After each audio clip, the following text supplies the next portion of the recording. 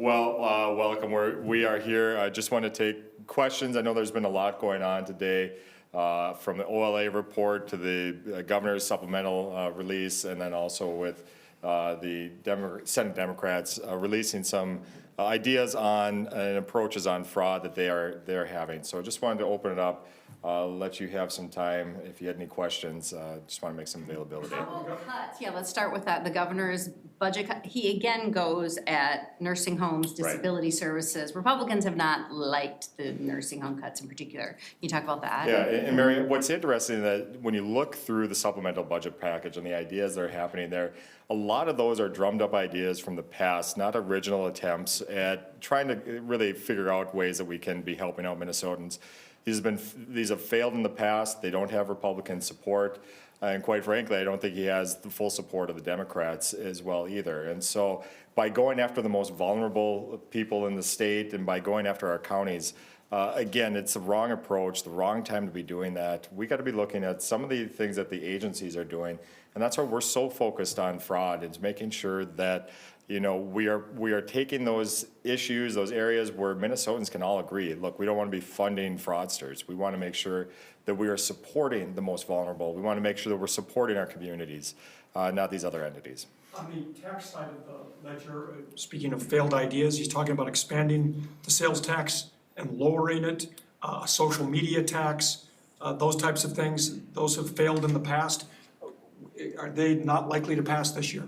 Yeah, and again, some of these ideas have been broached in the years past. I think we're probably going to end up with the same arguments against those ideas. Again, I don't see the pathway for this happening. When you look at the net of what he's proposing, this is just briefly as we go through it, we'll refine the numbers, but it looks like about an $868 million increase in taxes again to Minnesotans. So when we're talking about affordability, as Republicans in the Senate and the House are talking about how can we help Minnesotans afford their life, Democrats are again turning and saying, hey, how can we tax Minnesotans more? And that's what we're seeing here again. It's just so tone deaf to what we need in this state. Would you be open to the, expanding the dependent child care credit or child credit? This is something that we have appreciated the governor's work on. We'll be in those discussions again now. Unfortunately, when the Democrats spent the $18 billion budget surplus, raised taxes by $10 billion, and again continue to propose tax increase, it really is difficult to find the money for these things. But where we can help families, that's what we want to be seeing. That's where money needs to be going, is towards our families and the tax breaks to them as well. So in other words, childcare, that you're open to that tax provision, but not the other ones that were mentioned. Yeah, we're looking at helping out families in whichever way that we can, and so we'll continue. We'll run this through our tax leads, and Senator Weber will be working closely with Senator Rest on ideas like this. But again, it's been a difficult road to hoe on some of these things, and we've been put into quite the corner on this one. But we're going to continue to look at ways that we can be helping out Minnesota families. Can you comment on the OLA report, which found that DHS might have had existing tools in its toolbox to stop payments and investigate just kickbacks alone? We heard from the commissioner who said basically, overall, the OLA have found that, the OIG handled complaints broadly well. It was just these 3 instances in which, kickbacks was the nature of the crime. Sure. And, is pushing the legislature to change the definition of fraud in statute. Is that something that you guys support, and can you comment more broadly about the report? That's a great question. I'll turn that over to Senator Kreun here to talk a little bit about that. He's been working on a lot of these issues in a fraud, and I'll let you just speak to that thing. Yeah, thanks for the question. Regarding the kickbacks, and I think it's really what we learned about in that instance is that reinforces the need for our Office of Inspector General bill. That situation would have been handled considerably different and more effective had our statewide independent Office of Inspector General been in place when those instances happened, particularly if we had make sure we have a law enforcement division in that office. So that's my first reaction to that. As far as the definition of fraud, if you look in our Office of Inspector General bill, there is a new definition for fraud that the Senate overwhelmingly agreed on last year, and look forward to that becoming a part of it as well. Did that Senator include Kreun, kickbacks? the proposals made by the DFL majority in the Senate today, have you had a chance to look at those, and do any of those look like things, other than the Inspector General thing that's already passed, anything there that you like? Yeah, in fact, I co-authored one of those bills on the Senate floor this morning. So the one that has to do with legislators and former employees, I think it was Senator Kupek's bill, I know it was.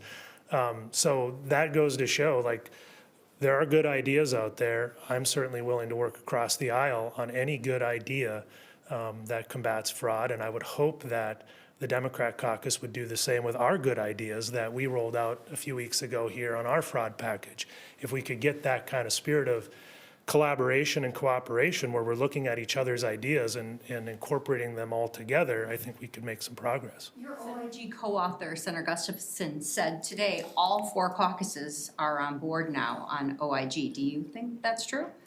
That would be news to me. I think maybe we're all on board with the concept of an OIG, but how that OIG looks and operates in effect, 3 of the 4 caucuses are on board. The House Democrats still have their own ideas about what they want to see, and I just can't figure out why they can't get on board with what we worked on last year.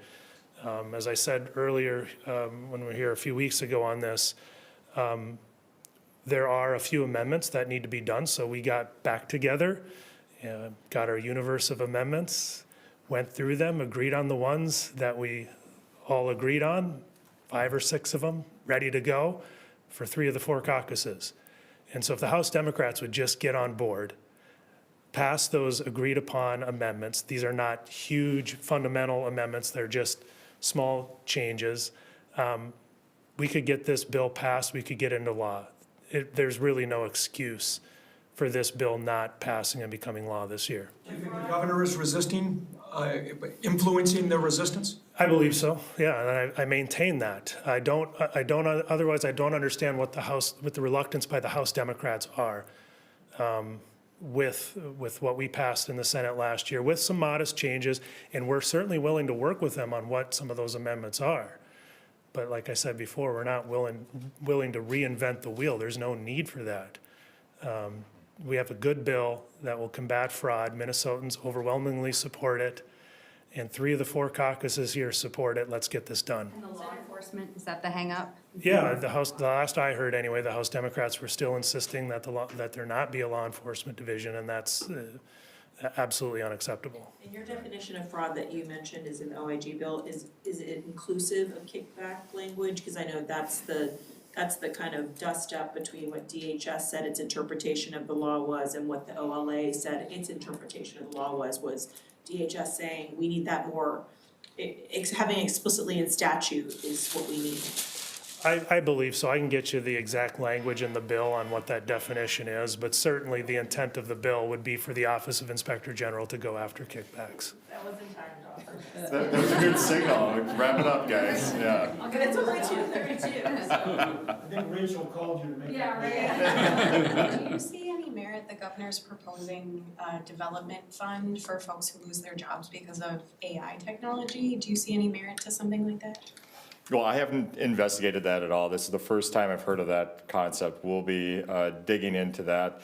I think more broadly, we got to be looking at the Minnesota economy right now. When you look at the job growth here in the state, you know, our rankings are falling every year on this. So whether it's AI or the economic atmosphere that we have in the state, we need to make sure that Minnesotans have an opportunity here to go to work every day. And so we are happy to be looking at those issues right now. We'll investigate that further in the AI aspect as well. The governor is also proposing $10 million in partially forgivable loans to small businesses impacted by Operation Metro Surge. Is that something that your caucus would support? There are so many issues right now going on across Minnesota. When you go out and you talk to businesses, you talk to school districts, you talk to government units across the state, we are causing so much consternation in this state with things that we can control.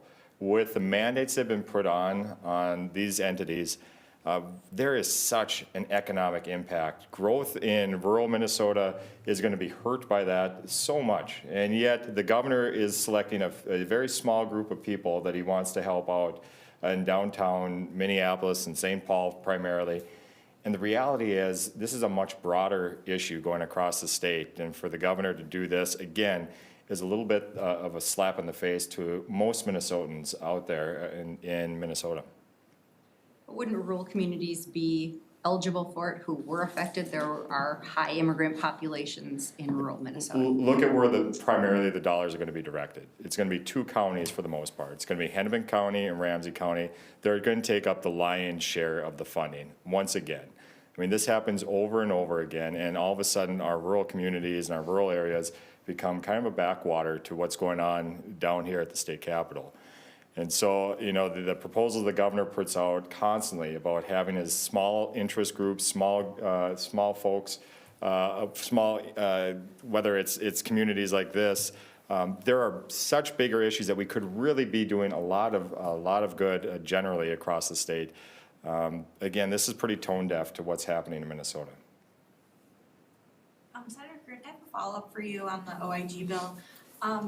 House Democrats, I've heard the argument that they believe that the bill that was passed last year is unconstitutional because of the governor being able to appoint the OIG and that situation.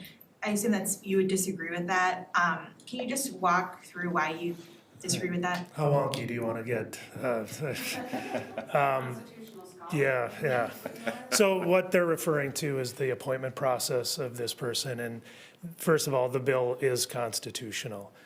We went out of our way to cover our bases there. So we wanted the office to be as independent as possible. So the Legislative Commission will still exist.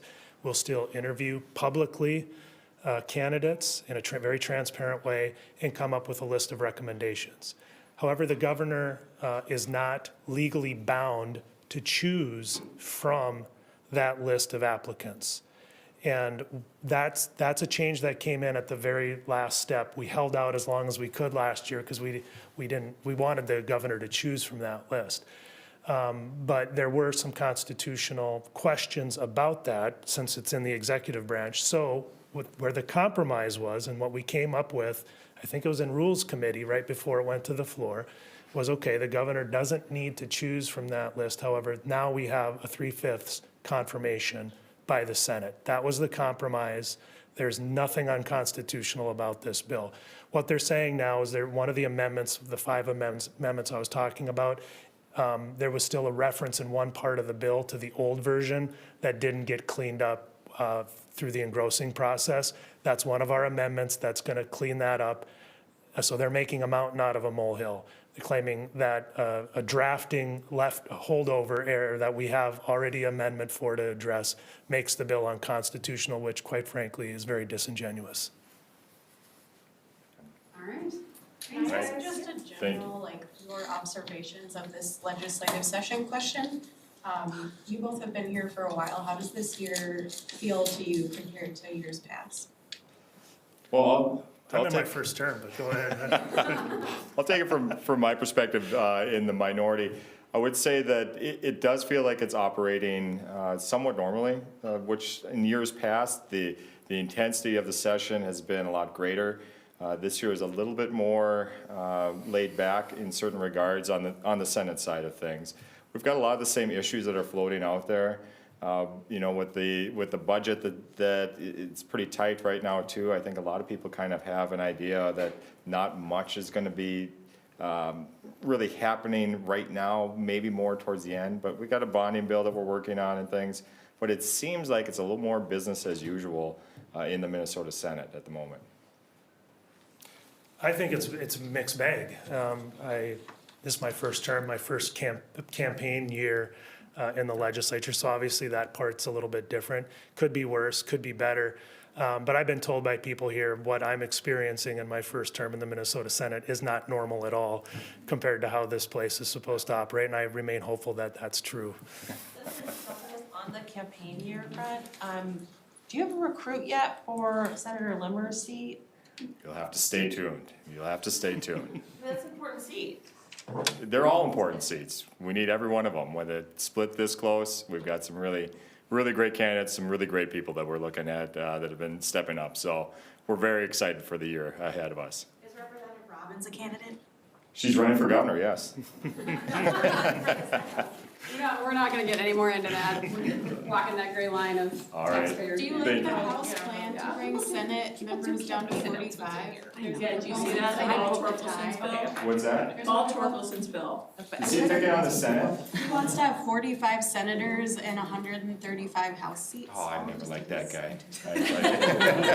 I think Senator Barr has a similar bill. I don't know if they're companions or not, but that's something Senator Barr has been working on too. I think the intent there is so that there's not an even number of House members. But still cutting the Senate. Yeah, well, It's that just a little That cherry on top. that would be an interesting But ties conversation. are no longer theoretical, you both experience Right, them well, that's just it. here, right? But it is an interesting concept too. We're the largest legislature in the country. So I know there's been those ideas been floated a lot in the past, so see how far that one makes it. And the House, or Senate dog?